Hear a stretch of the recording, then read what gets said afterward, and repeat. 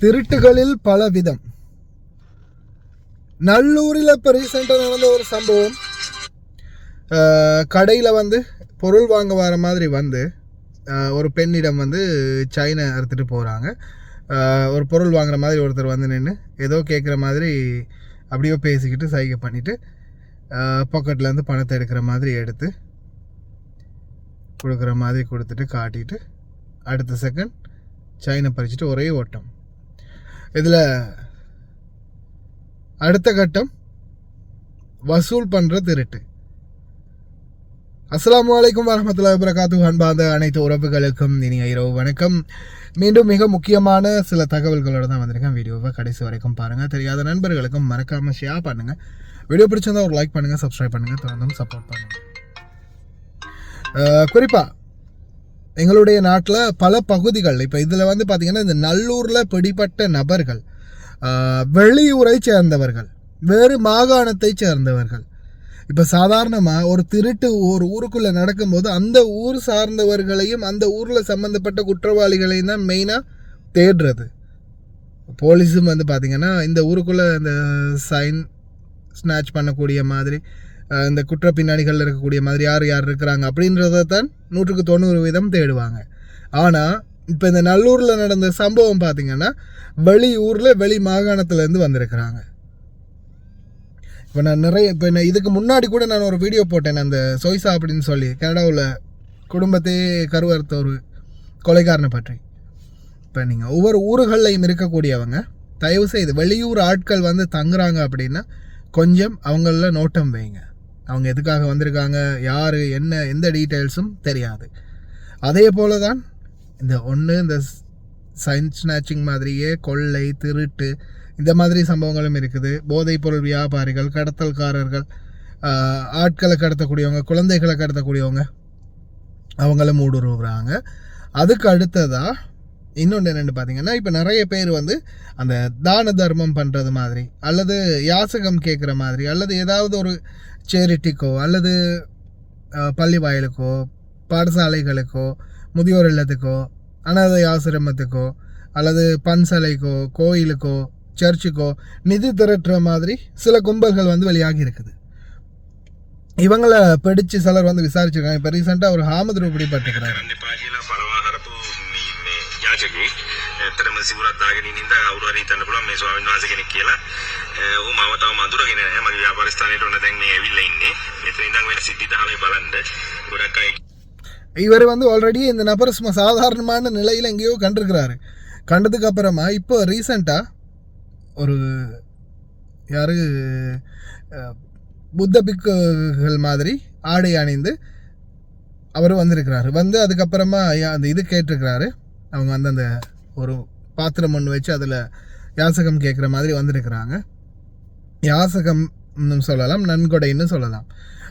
சரி, ஏதோ ஒன்றுக்காக வந்திருக்கிறாங்க. வந்து அதை வாங்கும்போது இந்த நபர் இதை பார்த்துருக்கிறாரு. பார்த்துட்டு ஆள் எங்கேயோ பார்த்த மாதிரி இருக்கு அப்படின்னு பிடிச்சி அதுக்கப்புறம் விசாரிக்கும் போது தான் பார்த்தா இந்த மாதிரி ஒரு ஆக்ட் பண்ணி பணம் திரட்டுற கும்பல்.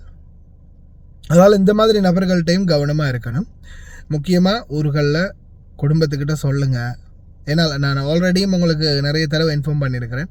குடும்பங்கள்கிட்ட சொல்லுங்கள். கழுத்தில் ஒரு மாலை, காதில் இருக்கிற தோடு கூட இப்போதைய சூழலில் நாடு இன்னும் வளரணும், இன்னும் சரியான நிலைமைக்கு வரணும்.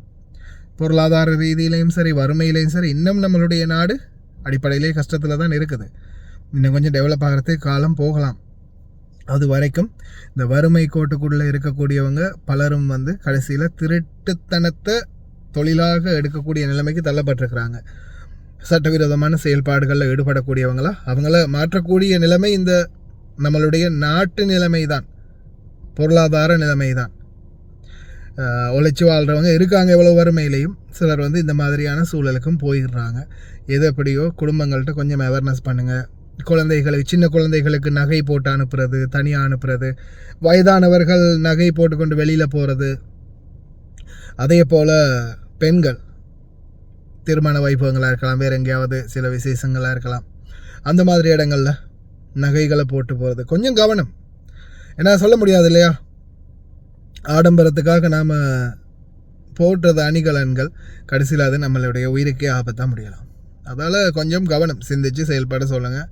அவேர்னஸ் பண்ண வேண்டியது நம்மளுடைய கடமை. அதனால் தொடர்ந்துமே அவேர்னஸ் பண்ணிகிட்டு இருக்கிறேன். ரொம்ப கவனம்.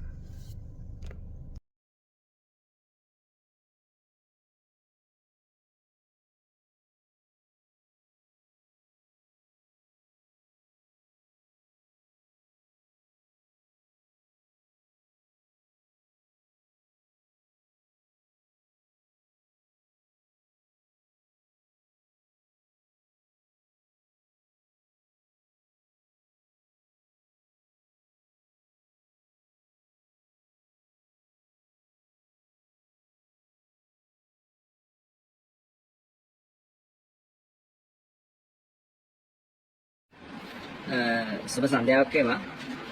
මම මේ වීඩියෝ එක නිකුත් කරන්නේ අද ගණේමුල නගරයේ මේ දැන් ටිකකට මොහොතකට පෙර ඒ කියන්නේ 5 ගානට වගේ මගේ ව්‍යාපාරික ස්ථානයට පැමිණි චීවරධාරී සම්බන්ධයෙන් දැනුම් දෙන්න. මේ අවුරුදු 3කට පෙර මම ගණේමුල්ලේ ටවුන් එකේදී අල්ලගෙන මේක කරන්න එපා කියලා පළවා හරපු මේ යාචකේ ඇත්තටම සිවුරක් දාගෙන ඉන්න ඉඳන් කවුරු හරි හිතන්න පුළුවන් මේ ස්වාමීන් වහන්සේ කෙනෙක් කියලා. ඔහු මාව තාම අඳුරගෙන නැහැ. මගේ ව්‍යාපාර ස්ථානයට ඔන්න දැන් මේ ඇවිල්ලා ඉන්නේ. මෙතන ඉඳන් වෙන සිද්ධි දහමේ බලන්න. ගොඩක් අය කියයි මේ චීවරයට අපි ගෞරව කරනවා කියලා නෑ. මේ චීවරයේ තියෙන ගරුත්වය රැක ගන්න දෙයක්. මේ බලන්න මේ කරන දේ. මේ තනිකර මේ අත මේ තියෙන පිරෙන්නම සල්ලි. කඩින් කඩේට මේ සල්ලි එකතු කරනවා. ওই සල්ලි ටිකක් අරගෙන ඔන්න බෑග් එකට දාගත්තා. සල්ලි අඩු කරනවා සැනසෙරේට. තනිකර ව්‍යාපාරික ස්ථානේ ඉලක්ක කරගෙන පැමිණෙන වංචාවක්. ඉතින් මේ පේනවනේ මිනිස්සු දානවා. මාව තාම අඳුරගත්තේ නෑ. ඔන්න මාව අඳුරගත්තා. කෙනා කවුද කියලා මතක් වුණා. මාව දැකපුවම මම දුවන්න ගත්තා. මොන මට සිද්ධ වුණා එතකොට ප්‍රශ්න කරන්න. කොහෙද මොකද්ද පන්සල ඔන්න පැනලා යන්න හදනවා. මේ චීවරධාරී චීවරේ රඳවාගෙන අපේ ආගම අපේ ශාසනය විකුණගෙන කන කෙනෙක්. මම හිතන්නේ කිසිම පන්සලක සම්බන්ධයක් නැතුව ඇති මේක තනිකර ව්‍යාපාරික කරුණක්. සිගරට් ගඳ අරකුත් දීලා හිටියේ මම හිතන්නේ. හොඳට බලන්න. මෙතන ඉඳන් මොකද වෙන්නේ කියලා. පැනලා යන්න හදන්නේ. ඔන්න පැනලා යනවා. පහර දීමක් කිසිම දෙයක් නෙමෙයි අතින් අල්ල නවත්තන්න හැදුවේ. මේ ආයතන ඉදිරි පිට තත්ත්වය. එන්න පැනලා යන්න හදන්න. මම කිව්වා පොලිසියට ගිහිල්ලා මේ ගැන කතා කරමු කියලා පැනලා යනවා. ඉතින් ඔයගොල්ලෝ ආමතුරු කෙනෙක් ඇවිල්ලා පියකරක් බලාපොරොත්තුෙන් හරි දාන වේලක් දෙන එක ගැන මම නෙමෙයි දෝෂ ආරෝපණය කරන්නේ. මේ වගේ මුදල් ඉල්ලගෙන එනකොට මේ පාත්‍රයට සල්ලි දාන එක නවත්තන්න. මේ තනිකර ව්‍යාපාරිකයෝ. මේ ඇවිල්ලා හිඟමනේ යන සිවුර වගේ රෙද්දක් ඇඳගත්ත මිනිස්සු. ඉතින් ඒ හින්දා ඔයගොල්ලන්ට දැනුම් දෙන්නේ මේ කුටියේ අඳුර ගන්න මේ වගේ ඒවාට රැවටෙන්න එපා. මේවට තවදුරටත් ඉඩ දෙන්නත් එපා. එහෙනම් වුණොත් එහෙම අපිට අපේ රට අපේ ශාසනය බේර ගන්න බැරි වෙයි. අපි අත තියන්නේ මේ චීවරයට නෙමෙයි සිවුර වගේ ඇඳගත්ත රෙද්දකට. එහෙනම් ඔයගොල්ලන්ගේ අදහස් දෙන්න හැමෝම අතරම ෂෙයා කරගන්න. මේක වැරදි වැඩක්. මේ ව්‍යාපාරයේ මේ වෘත්තිය කරන්න තව ඉදිරියටත් ඉඩ දෙන්න එපා.